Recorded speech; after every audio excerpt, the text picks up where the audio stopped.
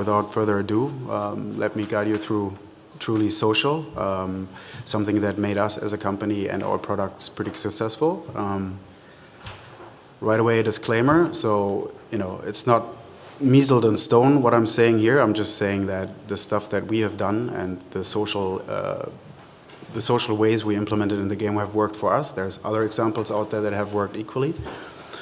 But my topic will be to show you what we have done and to what degree it was successful. Who am I? Dave covered that already. So I have two roles, basically. We have a small Berlin studio with about 20 people. I am the general manager of that, but for the whole Huuuge group, I'm the head of publishing. I'm a first-gen free-to-play producer. What that means is that I have never done anything else than free-to-play. That was pretty much my first intro in the whole gaming industry. Started on PC, browser, and then ended up in mobile free-to-play. My trade is live ops, always has been live ops. I'm a big fan of live operations, but I'll go into that later on. Worked at Area, Perfect World, Kabam, Nexon, and I'm almost a year at Huuuge in Berlin right now. So the Berlin studio in particular doesn't work on the casino titles per se. We have a secret kind of forge there in Berlin. It's called Huuuge Labs, and we work on experimental title apart from the casino game. Who are we? Just in case, covering a few slides about Huuuge in general. So, up and down, number one top download social casino, number one top grossing on Android OS. We have a very large Android audience. We're live in 194 people, over 100 million player connections. It's actually 122 million by now. I have a slide on that as well. We just tilted the 350 employees, 16 nationalities, even though I think that's underrated. It should be more by now. 8 offices. We're a US-based company. We have studio operations in Poland, in Berlin, in Germany. Just opened Tel Aviv, and a marketing team in Hong Kong. Obviously, we're free-to-play. We're focused on social casino, global platform-based business, and our target categories are arcade, casino, and puzzle. Later on, I have a small candy because we're also trying to delve a little bit, to dip our toes into the casual market. Target categories, social entertainment. We like to think, or actually we think, we have a leading player lifetime value. We're a super fast-growing company in this particular sector, and we are over 350 people strong by now, and it's actually 133 million plus friends connection. Large majority, or 3/4 of the social casino audience is female. However, our great marketing team, Eliza, is there from our Warsaw team. Hey, Eliza, doing a great job with our big marketing team to try to redefine the target audience, to target a little bit more into a male audience. So right by now we should be around 40% female, 60% male. Our vision is to transform mobile games into a massively social experience. So we believe in the whole social factor of things, never play alone. It's much more fun, and the key factor here is engagement, but I'll delve into that a little bit later. We strive to be the global leader in real-time, free-to-play casual gaming. That is not only limited to casino, obviously. We're mostly known for Huuuge Casino, Billionaires Casino, our top SKUs, top-performing SKUs. We have some other stuff going on. I'll dive into that later. So before developing the whole social part of the game, so one of the major things is that we kind of we didn't start originally with slots. Slots was more, we were pretty much throwing spaghetti on the wall originally as the company called Gameline, and for some reason social casino stuck, slots stuck, and we went with it, and the whole social aspect on it was popped on top later on, which is usually something coming from a gaming background, especially in strategy games. That's what people always tell you. If you don't make your social part of the core game, it will never work. For us, it worked quite well, with the slots core just popping on more social aspects during the time. But a key factor for those will be, first of all, understanding your audience, who you're catering for, keyword engagement, Then, what did other people do in terms of social interaction, other games, and what did we do with it, and then what kind of impact did it have on the numbers and KPIs? So we have as I said, 40% female, 60% male audience. We're pretty strong in North America, USA, Canada, Central Europe, Germany, France, Poland, and Japan. And our largest player base is on Android. So we were trying to figure out, or actually we're constantly trying to figure out what to do next, what to focus on in terms of features and design aspects of the game, how to prioritize your roadmap. And so instead of speculating, we do have good back-end tools to actually make surveys with our players. So this is from a type form that I made. Usually within a few minutes, if you select your target audience, you can get a representative amount of replies. In this case, I think it was around 5,000 people replying. And so we just ask our audience, if you play mobile games, you enjoy mobile games, where you can do, and then you had to complete the sentence. And the vast majority answered, I want to have quick sessions whenever I find the time during the day, which supports the casual aspect. Shortly after that is, hey, I want to play long sessions until I do something else. And number 3 was already hang out with friends, chat casually, and take my time.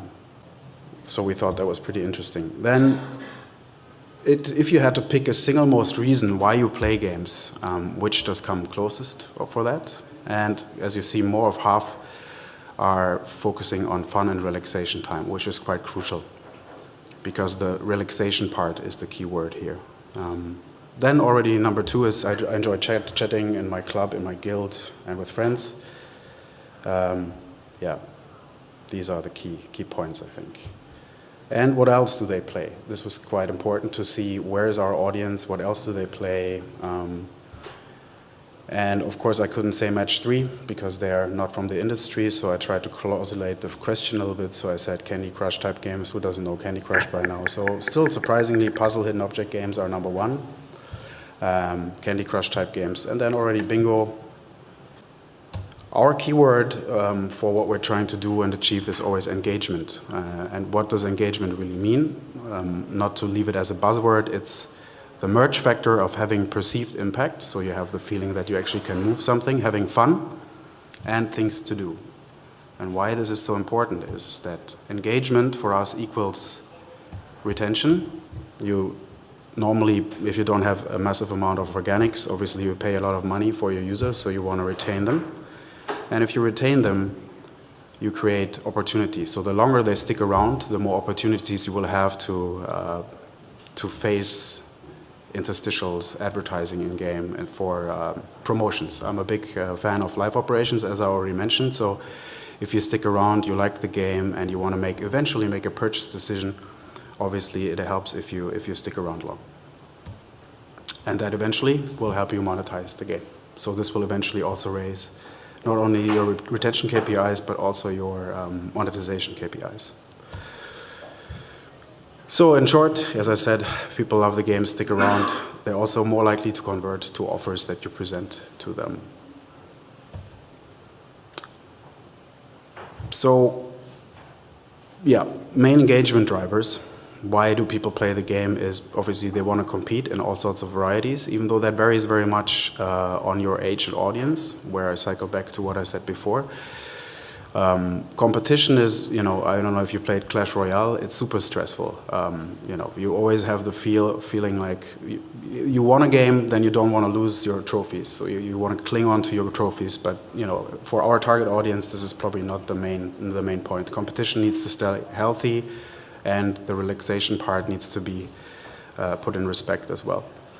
Vanity pride is another main engagement driver. So of course you want to be better, but you also want people to know, to see what you did, what you have achieved, and that counts for games across all platforms and genres.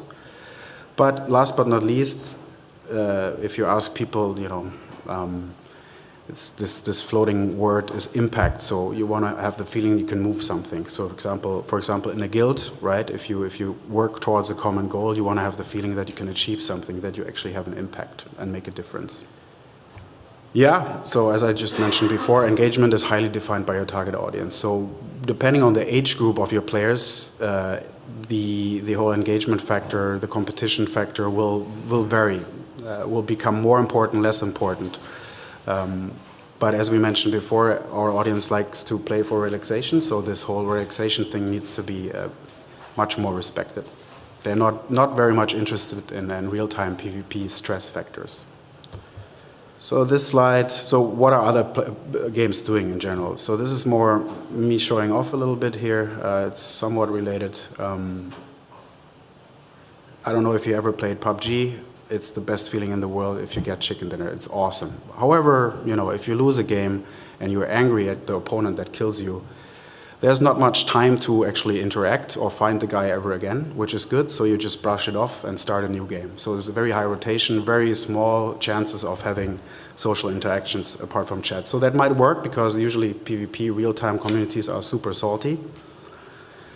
I tried to find screenshots from League of Legends. There was nothing I could actually show. This is just too nasty stuff. I don't know if you played it, but yeah, give it a go. Even though if you have a beginner game, unranked, you'll be flamed in chat with people having closer relations with close relatives of yours. It's nasty. Clash Royale. So funny enough, because I'm gonna delve into that a little bit more, they kind of pre-selected the kind of communication you can have, but even within that, there's an own nomenclature of being nasty to each other, right? Even if you're winning or losing, you can spam the other one with, usually it's pre-selected positive communication, but you can twist it in a way that you get really angry, but you can mute them, luckily. But I'm just saying it's funny that even if you give a pre-selected form of communication, you can still abuse it of some sort. Something I thought is very nicely done is Vainglory. That screenshot is from Vainglory. So they very much pre-select also the communication you can have, which I think works well. And since it's such a high-speed game, you also don't have much time to offend each other. You still can, one way or another, but I think this is actually a very smart and clever way to go and to dodge that whole saltiness. Since it's our topic, meaningful, what does meaningful mean? Meaningful or non-meaningful, we start that way by excluding some of the things. So only if you have leaderboards, or you use Game Center, no offense, this is not really meaningful social interaction. Social media logins, fair enough. Like Facebook friend invites, this is not meaningful social interaction. Frankly speaking, if you have a good game and somebody likes it, the word of mouth or people actually recommending your game works either way. Plus, the whole blurb on Facebook about people playing that game and that game is so high that I think it loses impact, or it already has lost impact. And, oh my God, the havoc is unmoderated open world chat. This is as nasty as it can get, trust me. So what is meaningful then? Meaningful is anything that supports the core. So as I said, we have a large female audience, 35 to 45. You play a slots game, you're winning, you want them to know you're winning, and you're sharing your wins. So it's overall a very positive experience, hopefully. So our actions, our casino-centric interactions are gifting, some sort of admiration, so you give kudos, right, and respect, and you support each other for a common goal in terms of clubs, but I'll delve into that. Yeah, help achieve a common goal, being part of a bigger project, that is our club leagues, be a tangible contributor to that, and of course, sharing a winning moment. And maybe even if you have also a little token of appreciation if you have been in the same room with somebody winning.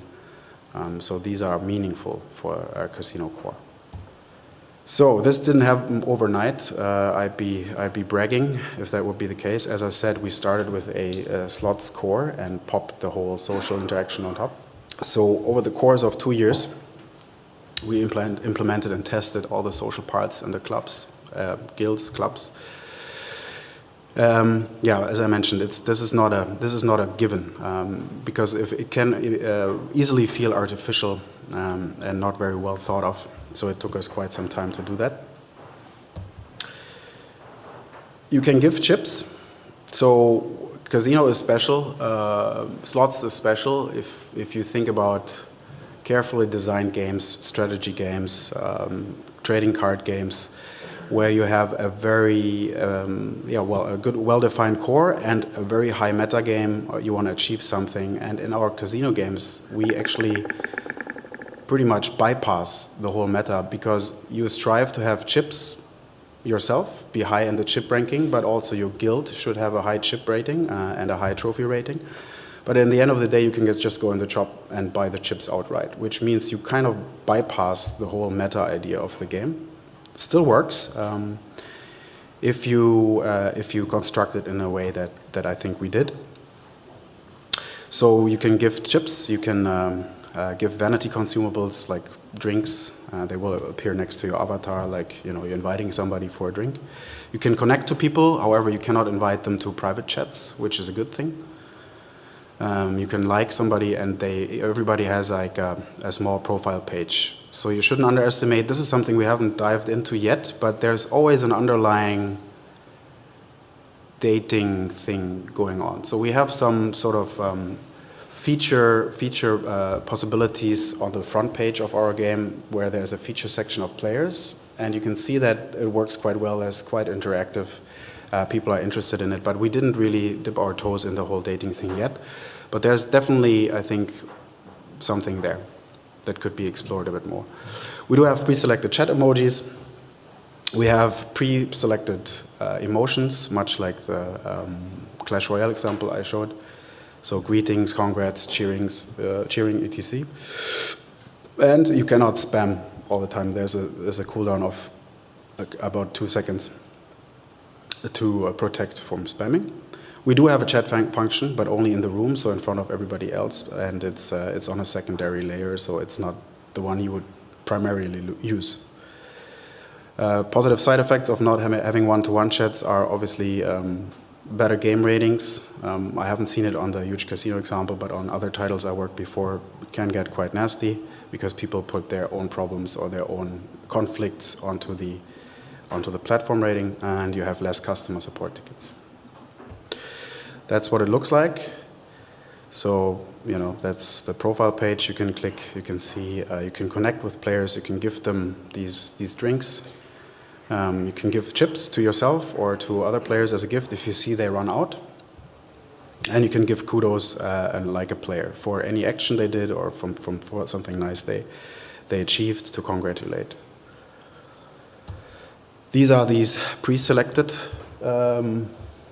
emotions you can express on the fly. I think that's also very much true to your medium, because you're playing on your phone at the end of the day, and it's still a phone. So it's not like you're typing all the time. You can, of course, if you chat with friends, WhatsApp, you name it.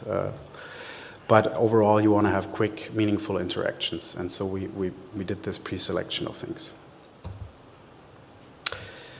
This is a profile page, how it looks like. So you basically have stats about that person, whatever they entered, where they're from, and you see what they played, and you can actually see also their statistics on their favorite games and the highest wins and so on and so forth. You can also, if needed, mute the person if you get annoyed, but yeah, there's no private chat. This is this feature section that I talked about. This is the where we have editorial influence on who's going to be displayed. We haven't dived into it. It's Huuuge Casino players, that's all it says by now, but I think there's still something there to maybe, go in this whole dating, I don't want to call it dating, but more deeper social interaction kind of thing. We do have friend join notifications, so you can go on the profile page of each player and say, hey, if this guy joins the game, be notified and invite him to the club. This is not fully functional yet, and we're testing it around in some other prototypes, but of course in the future you should be rewarded. If you play with your friends and they join you in your game, there should be some sort of score or reward amplifier for those. But the key factor to our success, as we like to think, is the clubs.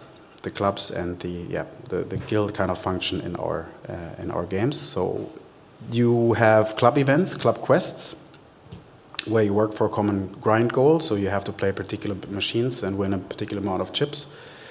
And of course, leagues and leaderboards for trophies. So you want to compete with your whole club as well. So this is like this could look like. This is This is our like the guild internal ranking. So you have a guild internal kind of competition for who donates and who contributed with the trophies for the guild overall, for the club. But you have those club events as well. I've been a bit lazy, as you can see, so not much progress going on here. But in theory, you have to win this particular amount of league points, and you share that common goal among everybody in the guild. This is how like a single goal looks like. There's waypoints, milestones to be hit. Yeah, much like, I don't know if you played Game of War, what we also have is, so if you buy something for yourself, then your club also has the chance of getting rewards, everybody in your guild, in your club.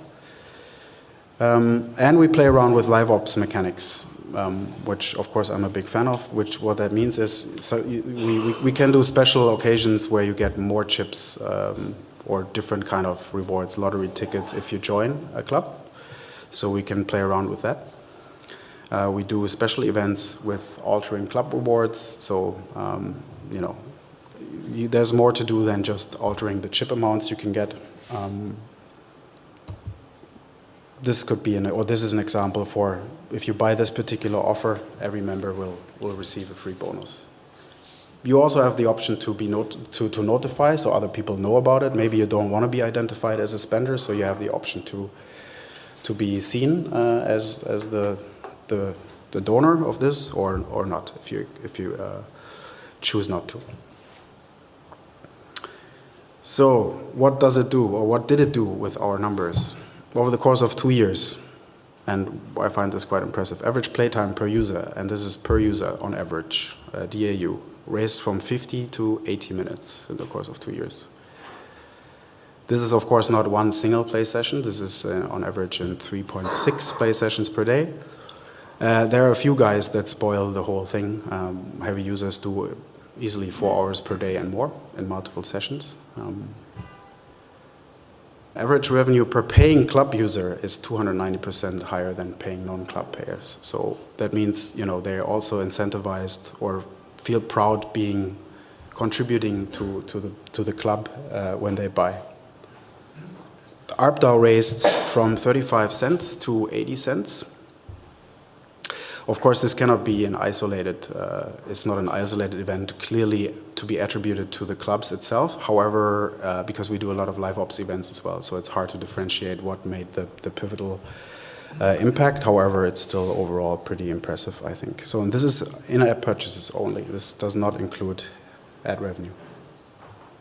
Also, 60% day one retention, where we have usually 40% for people that have joined or have installed the game and joined a club on day 0, on the day of install, have 20% higher day one retention, which I find quite remarkable. This is for US market only on Google Play.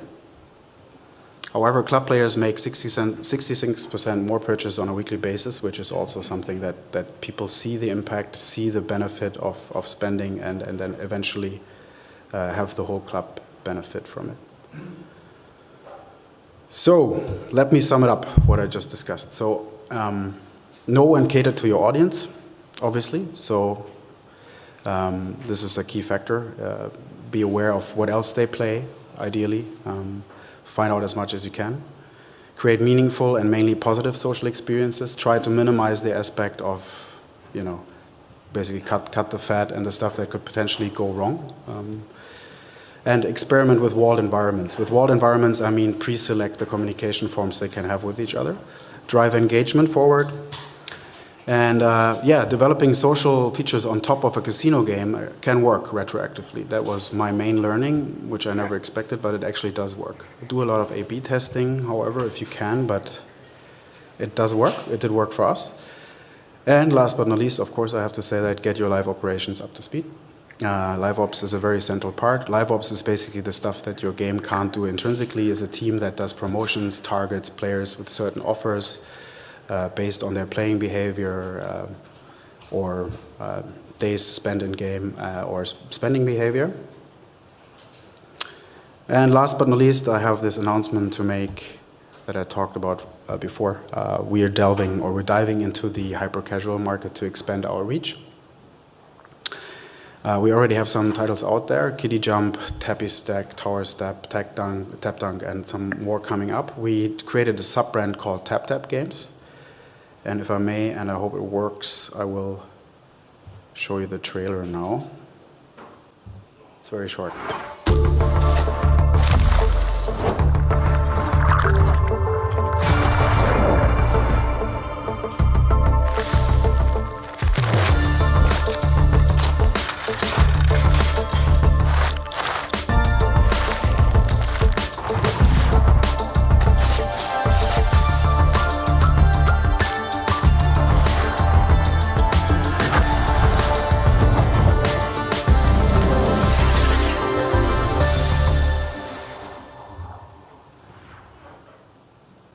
You told us about a lot of fabulously successful social features that you put in that Yes. enhance the user experience, Yes. right? The curated chat, gifting, and so on.